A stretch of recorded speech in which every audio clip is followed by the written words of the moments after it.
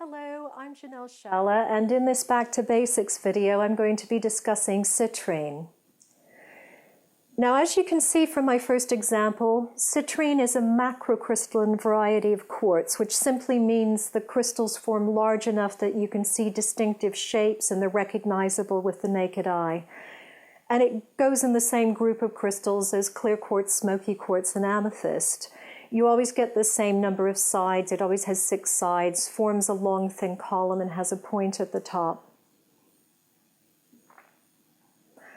Before I discuss what citrine does, I want to show you the next example, because this more exemplifies how I feel about citrine. If you look at it, notice the warm, strong color of it. It's a really lovely, yummy sort of color. Citrine is sunshine in crystalline form. And if you think how sunshine makes you feel, especially in the winter when you're not getting very much of it, it brings light into the body. It makes you feel happier. It definitely lifts sadness without question. It aligns with the solar plexus chakra, so it's also one of the crystals we can use to release tension that we might be holding in that area. And the other thing citrine does is it's known as the merchant stone. So people will place it in their purses, in their till drawers in the shop, or carry it with them, or create an altar just to attract abundance. I've just shown you 2 pieces that are from Africa, and this is the most common place that we get citrine these days.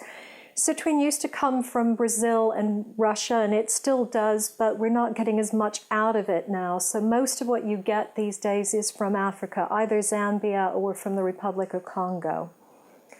Reason I'm mentioning this is if you want to have a lovely crystal on an altar, this is a Brazilian variety or a Brazilian example. This is called a prism. It's actually the crystal shape, but somebody has polished the sides and cut the base of it so it will sit nicely on a table or an altar. You can also use these decoratively. And this leads into one of the issues with citrine. Unfortunately, a lot of what's on the market isn't actually citrine, it's heat-treated amethyst. And I'm going to give you a quick lesson on how to tell the difference between the two. Because that one's Brazilian, and I'm going to show you a group of Brazilian crystals, they'll give you an idea of the difference.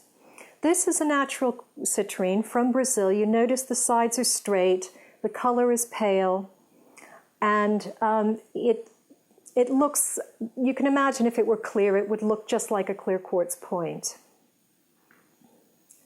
From Brazil as well is amethyst. Now the coloring agent for citrine is iron. It's included iron in the crystal. The coloring agent for amethyst is iron. However, amethyst forms at a lower temperature than citrine. And notice with amethyst, it's quite distinctive. You get the point here, but the sides, because it forms in a very dense bed, the sides will be broken off. You don't get straight sides like you do with citrine. However, if you heat the amethyst to 420 degrees Celsius or higher, you get this. It goes a golden yellow. It's got a slightly orange cast to it, and that's one of the ways of telling the difference. But if you look at the two together, you see the base is white and you don't have sides to the crystal, only the termination or point. So what do you do if your crystals are all, if your citrine that you're using is all heat-treated amethyst? A lot of people get very upset about this. I just suggest being very philosophical about it. I actually use each of them. I prefer the natural citrine, but I have a heat-treated amethyst in my chakra layout set because sometimes it's the color. We use a lot of color therapy in crystal healing, and sometimes it's the actual color that we need rather than the crystal. It's different. I wouldn't say it feels like citrine. It feels different, but it equally doesn't feel like amethyst. Now, citrine doesn't form large clusters, and usually if you have a cluster or a geode, you can be guaranteed that this is going to be heat treated. They're still very beautiful to look at. This example here has been heat treated to about 420 or 30 degrees Celsius. It's quite pale in color. The darker the color, the higher it's been heated, usually. Well, I think always. So you get an idea of it. It's still very pretty. There's nothing wrong with having it as a decorative piece, definitely.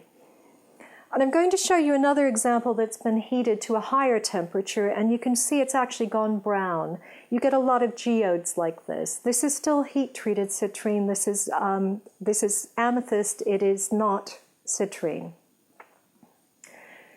However you feel about it, I think it's a really, really important mineral. One of the reasons that we get a lot of the fakes, or not fakes, but you know, the baked amethyst, is because citrine is becoming very rare and very difficult to get hold of. It's much more difficult to get hold of than any of the other macrocrystalline quartzes. So clear quartz, smoky quartz, and amethyst are easy. They're fairly common.